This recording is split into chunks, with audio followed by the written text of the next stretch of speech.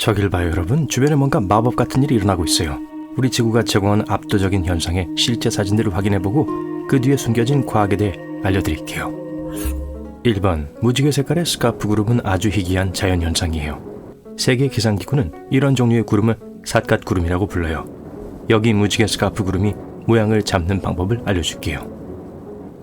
형성 과정에서 더 큰 구름 시스템에 의존하는 부속 구름들이 있어요. 부속 구름은 수평으로 넓어지고 윗부분이 뚜껑처럼 돼요. 이게 다른 구름의 윗부분에 붙어요. 이 구름들은 오래 지속되지 않아요. 시간상으로 보통의 무지개와 비슷해요. 아래에 있는 큰 구름이 결국 상승해 무지개 구름을 흡수하죠. 2번, 별이 가득한 하늘처럼 빛나고 반짝이는 바다를 보고 싶어하는 사람 있나요? 이 현상은 생물 발광이라고 불려요. 이게 일어날 때 파도는 자연적인 화학적 과정 덕분에 반짝이는 네온 블루색을 띄어요. 작은 갑각류와 조류와 같은 살아있는 유기체는 포식자를 속이고 먹이를 유인하거나 잠재적인 짝을 찾기 위해 생물 발광을 사용해요. 호주와 인도양을 가로질러 반짝이는 야간빛들이 촬영돼 있어요. 3번, 이런 형태의 얼음은 서리 수염이라고 불려요. 솜사탕처럼 보이지만 비가 아닌 태양의 녹아 없어지죠. 서리 수염은 아주 특이한 현상이며 특정한 조건에서만 형성돼요. 날씨가 잔잔하고 습하면 0도 이하의 온도에서 특정한 나무 종류의 나무 표면에서 자라요. 수염은 20cm까지 자랄 수 있어요. 2015년 과학자들은 이 매끄럽고 부드러운 얼음 수염을 만드는 원인인 곰팡이를 발견했어요. 이 곰팡이의 존재가 빙정 분리라고 불리는 과정을 초래해요. 이 곰팡이는 얼음 결정이 더 안정적인 모양으로 모이는 걸 방해해요. 제 말은 곰팡이가 없을 때 얼음이 여전히 나뭇가지에 형성될 수 있지만 수염처럼 생기는 게 아니라 보통의 얼음처럼 생기게 되죠. 그러면 이 곰팡이는 이 마법을 일어나게 하기 위해 무엇을 할까요? 나뭇가지 표면 근처의 액체는 차가운 공기와 접촉해요. 이게 얇은 얼음층을 만들어내요. 이게 얼음과 나무 구멍 사이의 얇은 물에 층을 섞어요. 물을 구멍 밖으로 표면의 얼음을 향해 밀어내는 흡입력을 야기하죠. 거기서 얼어 기존에 있던 얼음층에 더해지죠. 이 과정은 계속 반복돼요. 자, 얇은 수염 얼음들이 나무에서 밀려 나와요. 4번, 시베리아의 바이칼 호수는 수정 같은 물로 유명해요. 부피로 따지자면 지구상에서 가장 큰 담수어예요. 지구 담수의 20%를 포함하고 있어요. 또한 아주 넓어요. 즉 쉽게 말해서 벨기에보다 더 큰 규모예요. 게다가 세계에서 가장 오래된 호수예요. 약 2,500만 년 됐죠. 겨울 동안 얼 때 표면에 큰 조각들의 투명한 얼음이 형성돼요. 호수의 맑은 물 때문에 청록색으로 보이죠. 호수 표면에 있는 이 보석 같은 얼음 구조물은 빙구라고 불려요. 빙구는 얼음 조각들이에요. 호수 주변의 거센 바람이 물을 파도로 밀어낼 때 물이 이 청록색 덩어리로 얼어버려요. 빙구의 높이는 10에서 12m에 달할 수 있어요. 5번, 나가 파이어볼을 한번 보세요. 이 자연의 경이는 중국의 메콩강 주변 특정 지역에서 발견돼요. 1년 내내 나타나지만 늦가을에 보름달이 뜨는 동안 더 자주 나타나요. 어떻게 나타나는지 미스터리예요. 이 불덩어리들은 물에서 솟아오르는 것 같아요. 300m까지 올라갈 수 있어요. 마치 불꽃처럼 그만큼 빠르게 사라져요. 일반적으로 붉으스름하거나 주황색 빛을 내요. 6번, 여러분은 지진도 빛을 낸다는 걸 알고 있었나요? 알고 보니 지진광은 수세기 동안 존재해왔어요. 지진 전, 도중 또는 직후에 나타나요. 대개 흰색이나 파란색이에요. 빛이 몇 초 이상 지속되는 경우는 거의 없기 때문에 카메라에 담기가 어려워요. 하지만 드물게 10분 동안이나 빛날 수 있어요. 어떨 때는 진원지에 있고 다른 때는 400km나 떨어진 곳에서 발견되기도 해요. 바다 위에서 발견된 적도 있어요. 과학자들은 지진이 얼마나 강한지가 이 현상에 영향을 미치고 있다는 건 확실히 알고 있어요. 빛은 리터 규모 5.0 또는 그 이상의 지진에서만 보고되었어요. 과학자들이 몇 가지 이론을 갖고 있지만 애초에 빛이 왜 존재하는지는 여전히 조금 미스터리예요. 7번, 달무리는 무지개와 비슷한 원리예요. 빛이 하늘의 물방울에 반사될 때 일어나죠.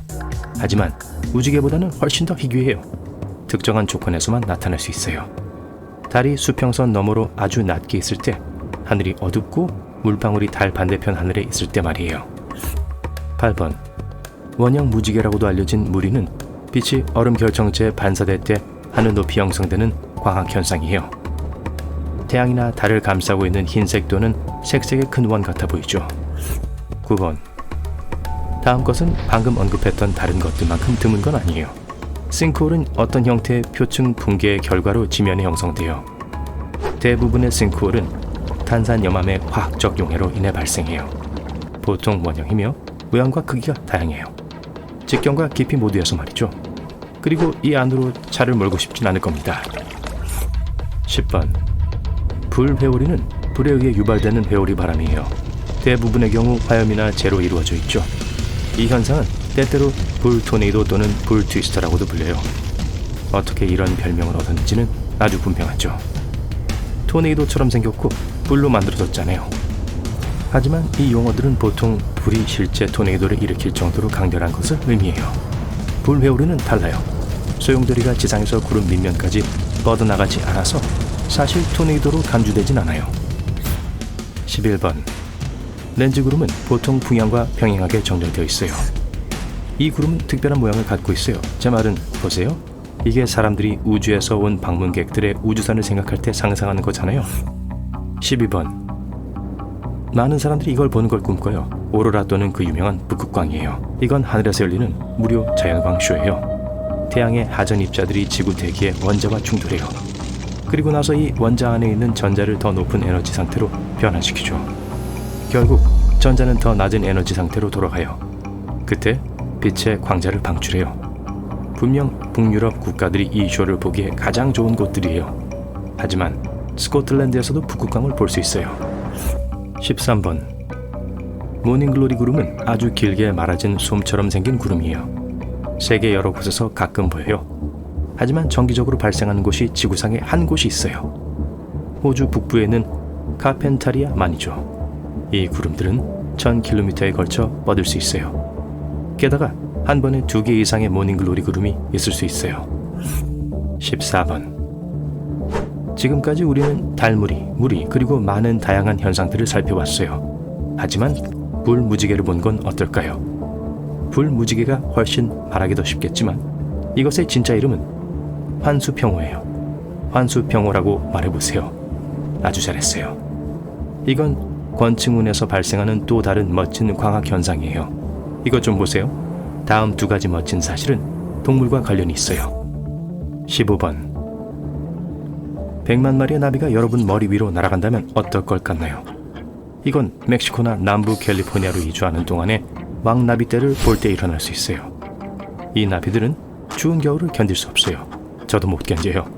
그래서 매년 가을 1년 내내 따뜻한 남쪽이나 서쪽으로 이동해요. 16번. 이것은 거미줄로 완전히 뒤덮인 들판이에요. 이 현상은 거미나 홍수나 다른 종류의 자연재해로부터 도망칠 때만 일어나요. 거미가 떠날 때 거미줄을 치기 위해 더 높은 곳을 찾아요. 보통 그런 곳들은 나무나 농경지예요. 거미들 중 반은 수가 같은 안전한 지역에 모이기 때문에 모두 동시에 거미줄을 치게 되죠. 이 거대한 거미줄은 두꺼운 담요 같지 않나요? 네, 가서 덮고 누워보세요. 농담이에요. 여러분은 독특한 자연현상을 접해본 적 있나요?